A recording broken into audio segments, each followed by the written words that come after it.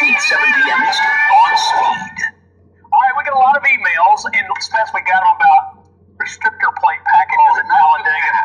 Our first question comes from Glenn in Alberta, Canada. He says, I find it obscene that the governing body of NASCAR puts into rules that cause drivers to fail. Helton and Pemberton really need to rethink the rule of making competitors' cars overheat. This is one of the most shameful rules ever put forward by a sanctioning body in any professional sport, and one of the longest emails I've ever read. You can't be serious, Glenn. You honestly believe that Mike Helton and Robert Pemberton, over a cocktail one night, came up with this rule? Glenn, I don't know where you fans come up with these conspiracy theories. I mean, come on.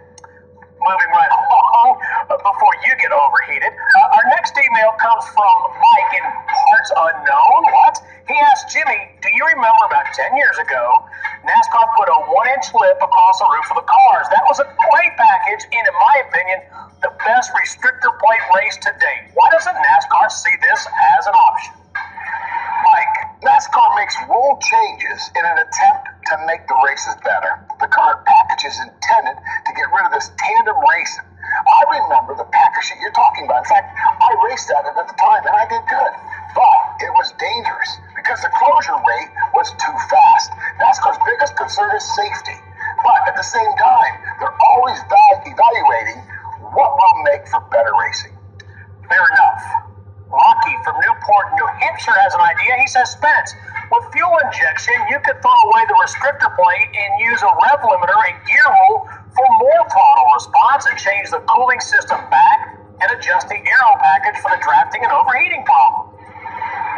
You know, Rocky, Larry Mack, yourself, hey, the first emailer, Glenn, and I'm sure thousands of others have loads of good ideas. I'm sure NASCAR considers many suggestions. But to be honest, I'm not a fan of the rev limiters, gear rules. I actually like the current package. But I'm sure they'll probably be forced to change it. I've said this before, I'll say it again. I'm glad I'm not in NASCAR shoes. But y'all know they wouldn't hire me anyway. They know I'm too damn good for the job. Yeah. I'm sure that's it. Okay, switching topics. A lot of fans wanted to know why Danica, remember her? Oh, God, no.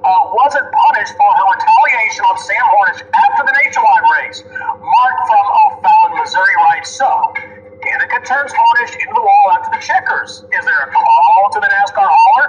Is there a fine and driver owner points? No, there is not.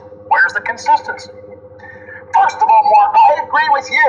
At least I wasn't the only one that saw what happened. What the heck was NASCAR thinking? It was on live TV. Oh, that's right. It was after the race. It was Danica Patrick. She's off limits. Nah, you know, Sam Hornish, he deserved it. Give me a break, NASCAR. This is the worst no call I've ever seen. I thought you just said NASCAR should hire you. That's what they